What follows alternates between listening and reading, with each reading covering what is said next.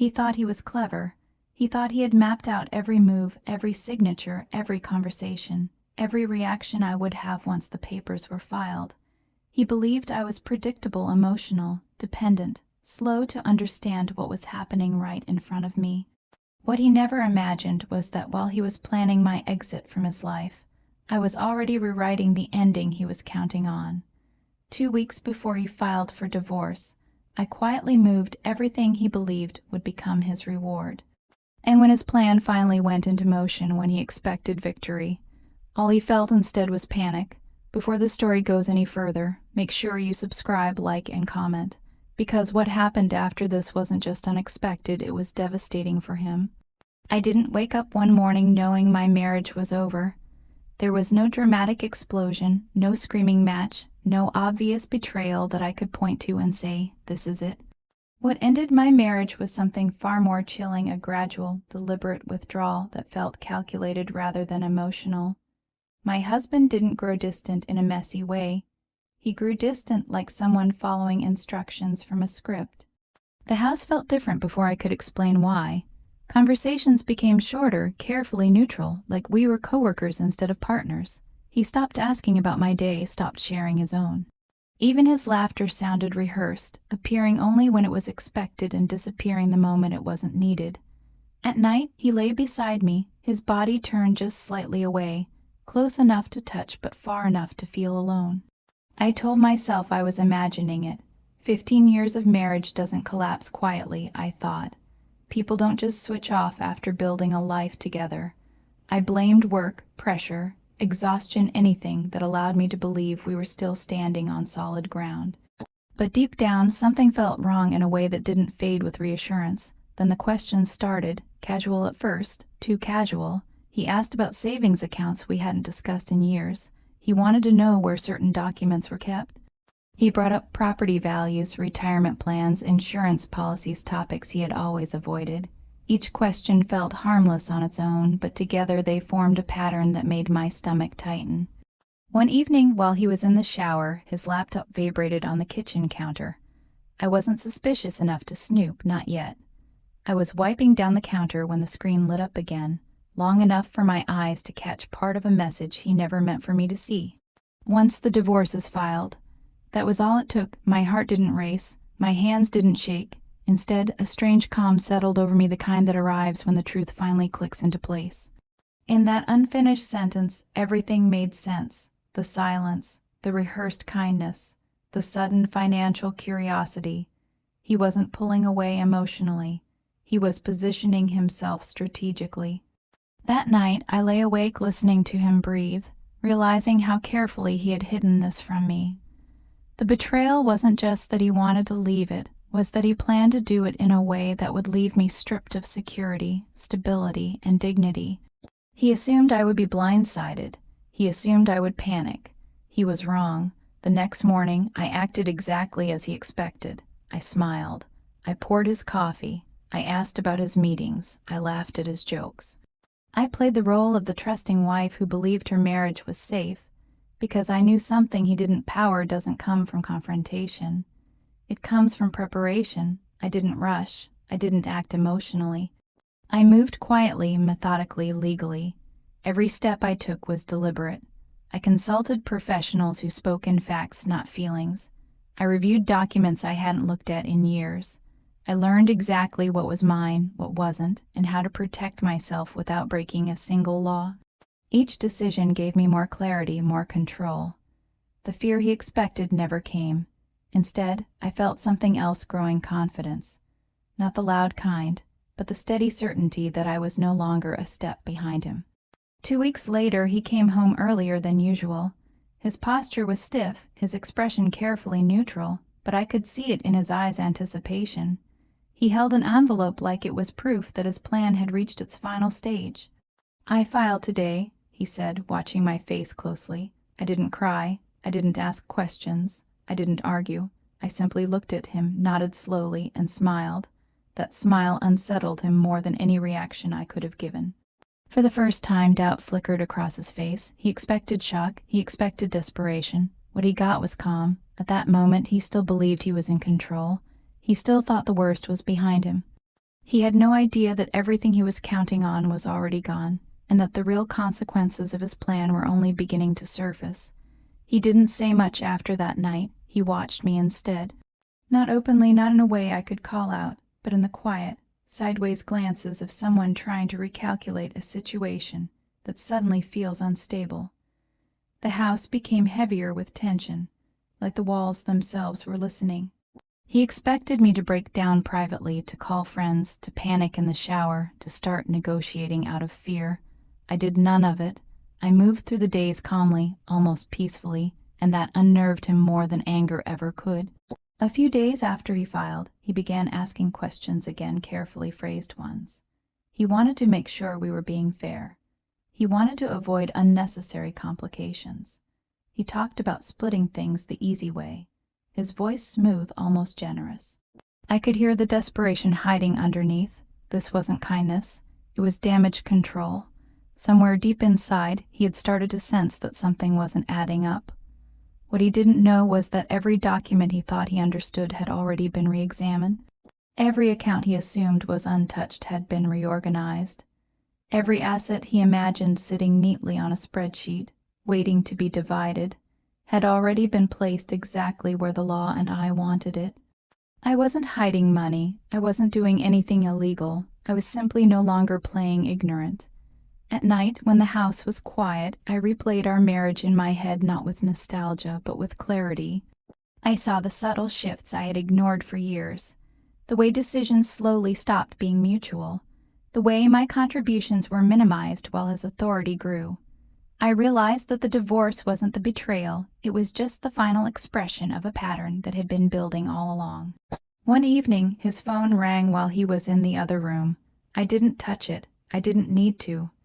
I could hear his voice through the wall as he answered, low and tense. The tone told me everything. This wasn't a casual call. This was panic disguised as professionalism. When he came back, his face looked tighter, like he was holding something back. "They're asking for updated financial disclosures," he said casually, too casually.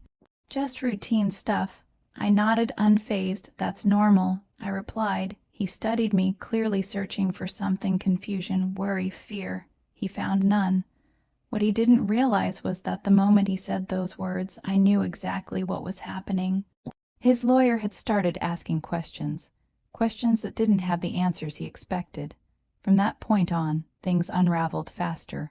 Emails started coming in late at night, calls he stepped outside to take, meetings he suddenly needed to attend in person. He became irritable, snapping over small things, losing patience in ways he never had before. The man who once thought he was 10 steps ahead was now struggling to keep up with a situation that no longer made sense to him. One night, he finally cracked. We were sitting at opposite ends of the table, the space between us filled with unspoken tension. He put his fork down and looked at me, his eyes sharp, suspicious. "Did you move anything?" he asked. I didn't answer immediately. I took my time, finished my sip of water, and met his gaze calmly.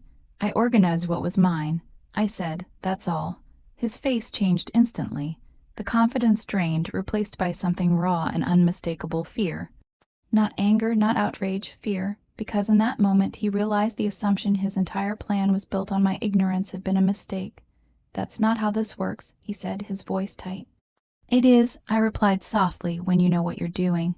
He stood up abruptly, pacing the room, running his hands through his hair like someone trying to stop a disaster in slow motion.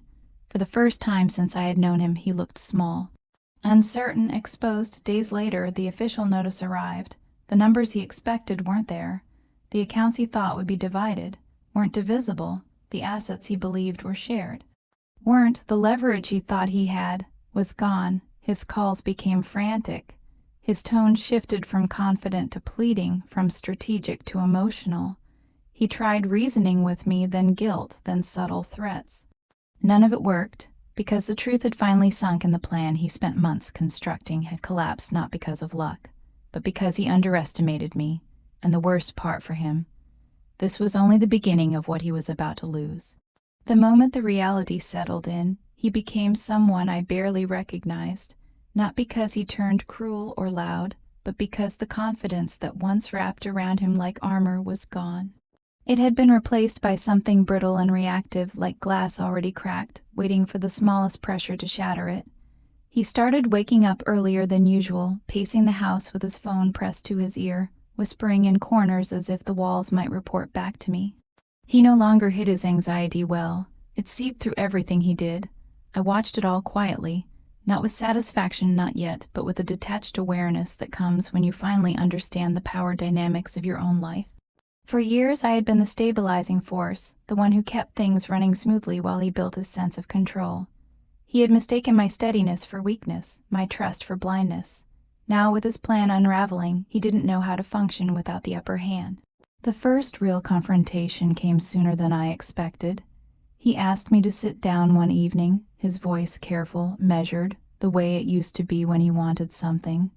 He spoke about fairness, about compromise, about how we could still handle this like adults. The words sounded reasonable, but his eyes betrayed him. They darted constantly, searching my face for reassurance, for confirmation that he could still steer this conversation somewhere safe. I listened without interrupting, letting him talk himself into exhaustion. When he finally paused, waiting for my response, I told him something simple and devastatingly honest, that I had trusted him completely for years, and he had used that trust as a strategy. I didn't raise my voice. I didn't accuse him of malice, I just stated the truth plainly, and it landed harder than any insult ever could. He tried to laugh it off at first, dismissing my words as emotion, as bitterness. But when I didn't back down, when I calmly explained that every move I made was within my legal rights and documented thoroughly, his mask cracked. He asked questions he already knew the answers to. He demanded explanations he was no longer entitled to. And when none of it worked, frustration bled through into anger. That anger didn't scare me. It clarified things. The legal process moved forward, slow and methodical, and with every passing week, his position weakened further. Requests from his legal team became more frequent, more specific. Clarifications turned into corrections. Corrections turned into quiet emergencies. I could tell by the way he reacted to emails, the sharp inhales, the clenched jaw, that the story he had sold his lawyer no longer matched reality. At one point, he accused me of being manipulative. The irony almost made me smile. He said I had changed, that I wasn't the person he married. And for the first time, I agreed with him. I had changed.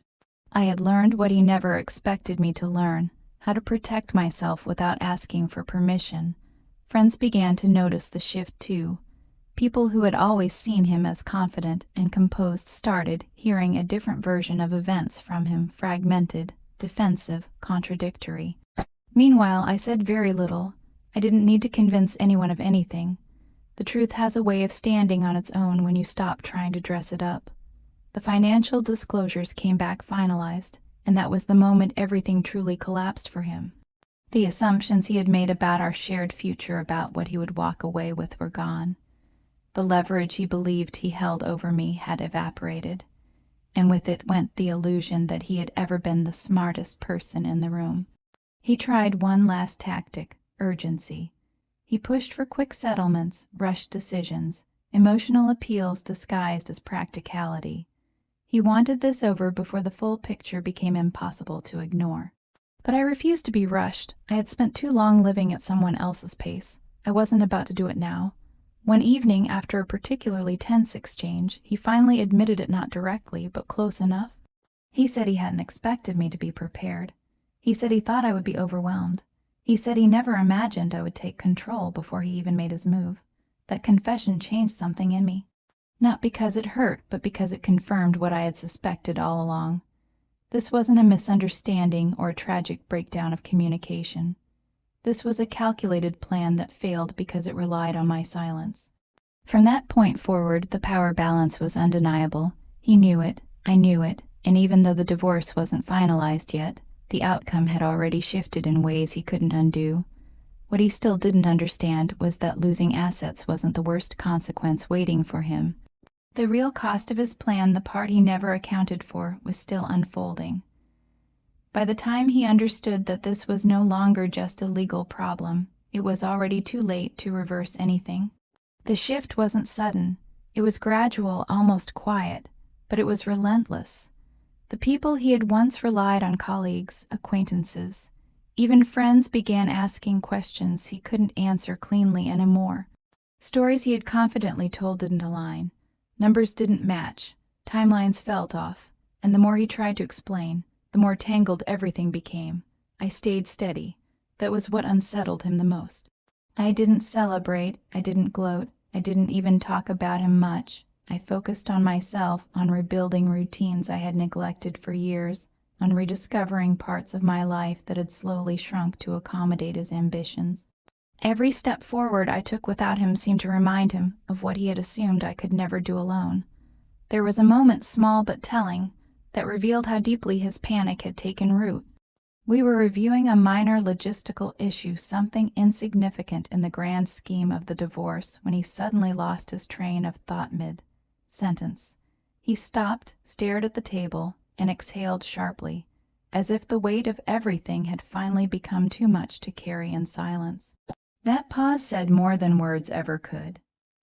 The man who had once believed he was orchestrating a flawless it was now struggling to keep his composure over details that no longer mattered. As weeks passed, his demeanor changed again, this time into something almost desperate. He started trying to rewrite the past in conversations, subtly reframing decisions, implying mutual understanding where there had been none. He spoke about sacrifices he had made, about pressures I couldn't possibly understand, as if reframing history might somehow restore his position. I listened without correcting him. I didn't need to. The facts were already documented, and facts are immune to revisionist storytelling. The emotional toll on him became impossible to hide. His sleep suffered. His focus slipped. Mistakes crept into areas of his life he had always prided himself on controlling. Work deadlines were missed. Meetings ended poorly. Confidence, once his strongest currency, eroded publicly and privately. And every crack in that facade traced back to the same source, a plan built on the assumption that I would remain passive. One evening, long after the practical discussions were done, he asked me something unexpected. He asked how I stayed so calm, not sarcastically, not accusingly, genuinely. The question lingered in the air, heavy with exhaustion. I told him the truth, that I stopped fearing the outcome the moment I realized I was no longer reacting, but choosing. Fear disappears when you understand you still have agency. That answer stayed with him. I could see it in the way he avoided my eyes afterward, as if acknowledging it meant admitting something he wasn't ready to face, that his greatest mistake wasn't filing for divorce, but underestimating the person he was divorcing. The final stages approached slowly, methodically, and without the drama he had once imagined. There were no dramatic confrontations, no last-minute power plays that worked in his favor, just consequences unfolding exactly as the groundwork dictated. The assets were where they were. The agreements reflected reality, not his expectations. And the life he thought he would step into afterward looked nothing like the one he had planned. What struck me most wasn't his loss, but my clarity. I wasn't driven by revenge or bitterness. I was driven by alignment with myself, with the truth, with a future no longer constrained by someone else's calculations. That clarity became my anchor as everything settled into its final shape. When the last papers were nearly ready, he admitted something quietly, almost to himself. He said he thought control meant moving first. Now he realized control meant understanding the terrain before making a move at all. By then, the lesson had already cost him more than he ever imagined. And even then, he still didn't fully grasp the final consequence of his plan, because losing money and leverage was only the visible damage. The deeper loss, the one that couldn't be recovered or negotiated, was already permanent. By the time everything became official, there was no dramatic moment of victory or collapse, just a quiet finality that settled over both of us in very different ways. The signatures were placed, the documents filed, and a chapter that had once defined my entire adult life was reduced to ink on paper. For him, that finality felt like a loss he still couldn't fully explain to himself. For me, it felt like release. Not relief exactly. Relief implies surviving something terrible, but release, like stepping out of a room where the air had slowly thinned without me realizing it. He tried in subtle ways to reconnect after the legal process neared its end. Not romantically, not directly. It came through small gestures disguised as logistics, questions that didn't need answers, comments about shared memories framed as neutral observations. It was as if he was testing whether any thread of influence still existed between us. I kept my responses polite, brief, and factual. Boundaries don't need drama to be effective. They only need consistency. What surprised him most was how little I needed him afterward. The life I rebuilt didn't revolve around proving anything not to him, not to anyone else. My days grew fuller, not louder. Decisions became easier without the constant second guessing that had once shadowed every choice. I noticed how much energy I had spent managing his expectations, smoothing his frustrations, making myself smaller so his certainty could feel larger. Without that weight, everything moved differently. The consequences of his failed plan followed him longer than he expected. Not in a cinematic way, not through public humiliation or loud regret, but through a slow erosion of credibility. People remembered the confidence with which he had spoken about coming out ahead. They noticed when reality didn't match the story. Trust, once cracked, doesn't break loudly, it fades quietly, and it rarely returns in the same shape. Months later, I heard through mutual connections that he still talked about the divorce as if it had been something that happened to him, not something he orchestrated. He framed himself as unlucky, misunderstood, betrayed by circumstances rather than undone by his own assumptions. That narrative may have comforted him, but it didn't change the truth. The truth was simple and unyielding. He had gambled on my silence, and he lost. The most profound shift happened internally. I stopped replaying conversations in my head. I stopped wondering how things could have gone differently. Closure didn't come from answers. He never gave it. Came from watching my life stabilize and expand without his presence. I learned that foresight is a form of self-respect, and preparation is not bitterness, it's wisdom earned the hard way.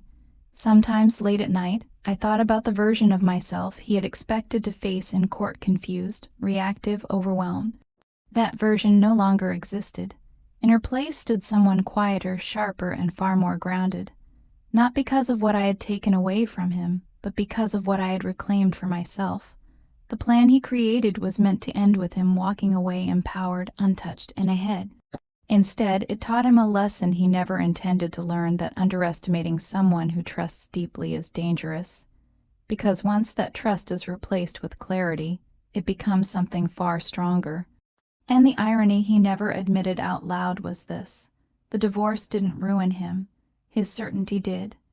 Even after everything was done, after the papers were signed and the legal ties were severed, the ripple effects of his choices continued to surface in ways neither of us had predicted.